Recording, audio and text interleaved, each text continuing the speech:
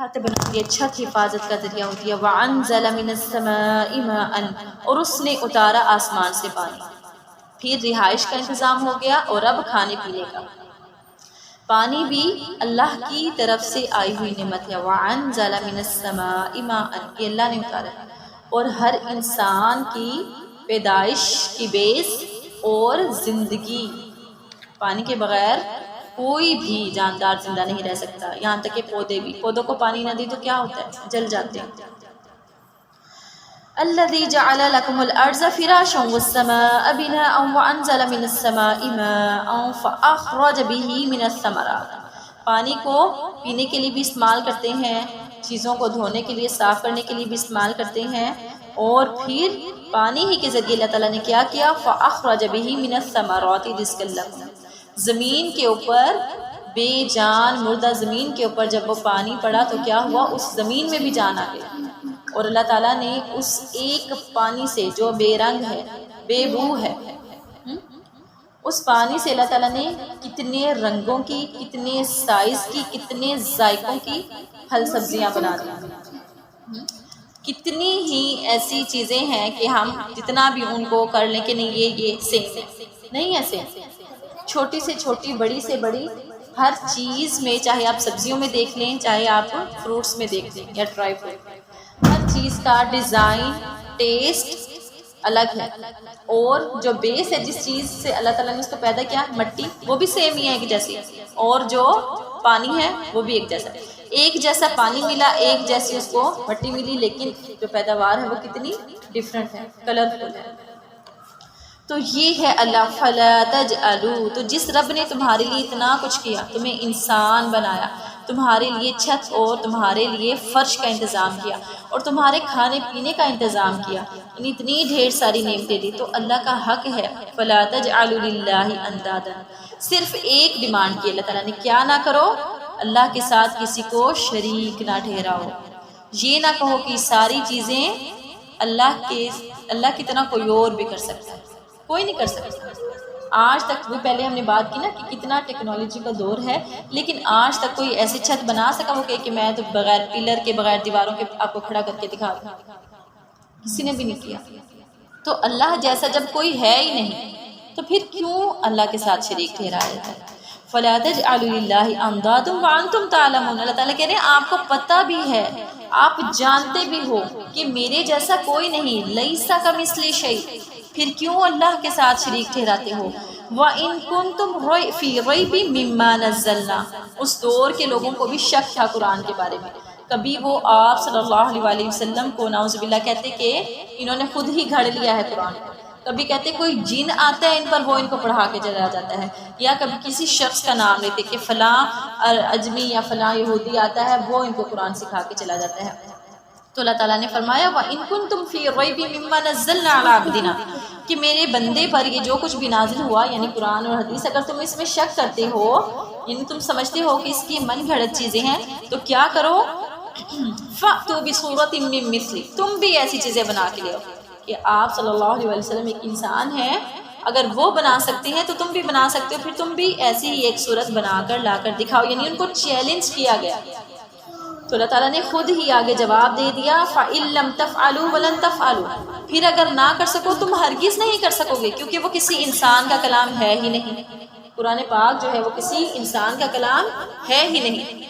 اور دیکھیں یہ کتاب، اس کتاب کے جو اول مخاطب ہیں عرب میں اس کتاب کا نزول ہوا، یعنی قرآن پاک کا، اور وہ تو عرب دان تھے، ان کی تو زبان ہی عربی تھی، اور زبان میں وہ اس زبان میں بہت ماہر تھے، شاعری میں بہت ماہر تھے، اس کے باوجود وہ اس قرآن جیسی صورت تو کیا ایک آیت بھی نہیں بنا سکتے، اور ان کی زبان دانی اتنی، اس میں وہ ماہر تھے، اتنے ایکسپرٹ تھے، جب ان کے میلے لگتے تھے، میلوں میں جو شاعر ہوتے وہ صبح سے شاعری کرنا شروع کرتے اور شام تک شاعری کرتے، یعنی اپنی مہارت دکھانے کے لیے، اور ان کی اس شاعری میں کیا مہارت وہ دکھاتے تھے اپنی، کہ جو ایک لفظ انہوں نے ایک بار بول دیا اس کو وہ اپنی اس گفتگو میں دوبارہ رپیٹ نہیں کرتے تھے، اتنے وہ اپنی زبان میں ماہر تھے۔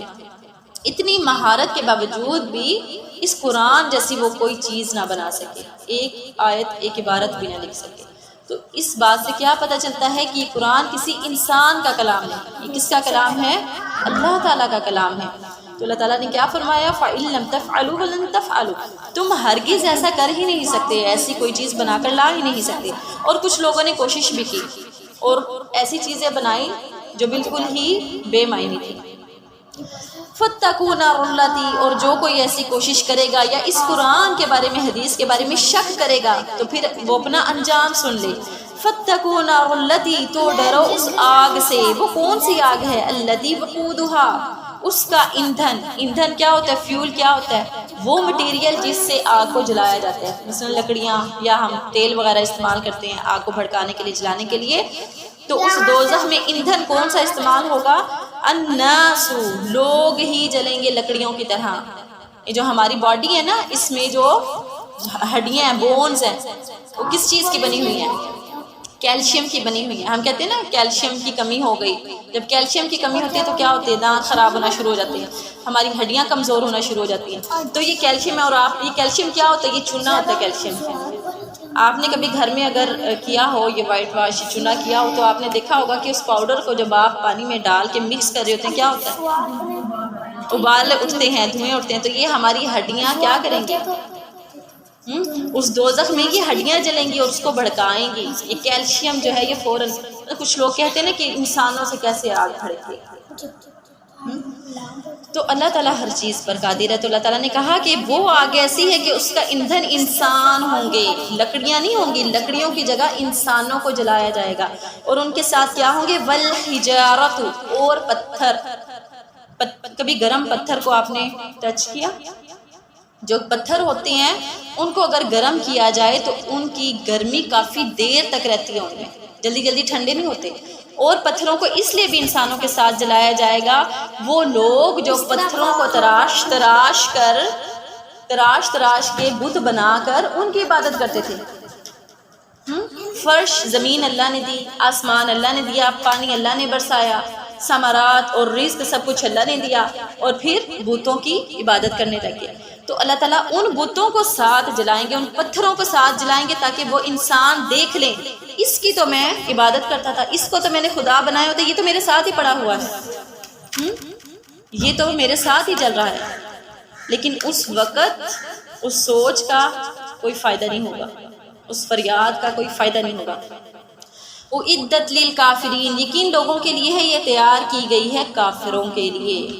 کافر کون ہوتا ہے؟ جو انکار کر دیتا ہے۔ ہم کیا سمجھتے ہیں کافر کون ہے؟ مثلا یہودی، عیسائی یا جو اللہ کو نہیں مانتے وہ کافر ہیں۔ لیکن ہم بھی جب قرآن پڑھنے سے انکار کر رہے ہیں تو کیا ہم اس میں نہیں آئیں گے؟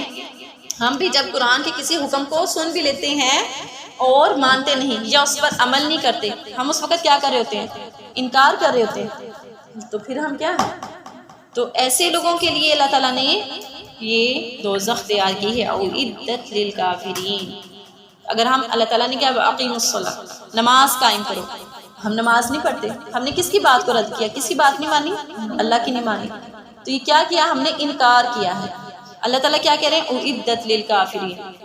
ٹھیک ہے، اس طرح کی آیات پڑھ کے ہم خود کو مائنس کر لیتے ہیں، ہم کہتے ہیں نہیں ہم تو مسلمان ہیں، یہ تو کافروں کے لیے ہے۔ لیکن جہاں پہ ہم اللہ کی بات کو ریجیکٹ کر رہے ہیں، بات پتہ چل گئی، سن لیا، پھر بھی نہیں مان رہے۔ ماننا کیا ہوتا ہے کہ زبان کا نہیں صرف ماننا کہ نہیں میں تو مانتی ہوں ہاں نماز فرض ہے، پڑھنی چاہیے، لیکن میں کب پڑھوں؟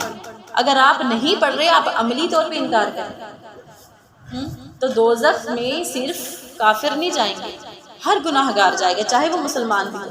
اور پھر وہ اللہ چاہیں گے تو اپنی رحمت سے جب وہ اپنے گناہوں، اپنے جرائم کی سزا پا لے گا، تب پھر وہ وہاں سے نکالا جائے گا۔ تو پھر اکثر لوگ وہی یہودیوں والی بات کرتے ہیں۔ یہود نے کہا تھا کہ ہم تو اللہ کے بڑے پیارے ہیں، بڑے چہیتے ہیں، ہم تو جہنم میں نہیں جائیں گے، ہاں اگر گئے بھی چند دن جلیں گے اور پھر نکال لیے جائیں گے۔ تو دیکھیں کہ چند دن جلنا بھی، اللہ تعالیٰ تو کہتے ہیں کہ اس آگ پر کتنا صبر ہے ان کا، چند دن جلنا کیسا ہوگا؟ اب اس دنیا کی جو آگ ہے وہ تقریباً 1% ہے، اور وہ 69% وہاں پہ زیادہ، یعنی 1%۔ تو اس میں بھی اگر ہمارا گرم چیز کو بھی، توے کو بھی ہاتھ لگ جاتا ہے، یا گرم ہنڈیا کو بھی ہاتھ لگ جاتا ہے، تو کیا حال ہوتا ہے ہمارا؟ تو اگر ہم یہ سوچیں گے اچھا چند دن ہی چلیں گے نا، جانا تو پھر جنت میں ہی ہے، تو یاد رکھیے جو لوگ جل کے بھی جنت میں جائیں گے، جنتیوں کو ان کے نشان وہ اتنا سخت جلے ہوں گے کہ ان کے نشانات ہوں گے جسم پہ۔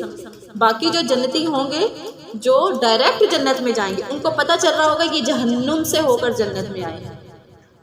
تو اللہ تعالیٰ قرآن پاک میں کہتے ہیں کہ کتنا صبر ہے ان کا آگ پر، کتنا صبر ہے کہ ایک چیز کا آپ کو پتہ ہے کہ میں یہ کام چھوڑ رہی ہوں، نہیں کر رہی ہوں، یا کوئی برا کام کر رہی ہوں، اس کی سزا کیا ہے؟ آگ ہے، پھر بھی ہم وہ کریں تو پھر عدت للکافرین، یہ ایسی آگ ہے جو کافروں کے لیے تیار کی گئی ہے۔ کافر مطلب انکار کرنے والوں کے لیے۔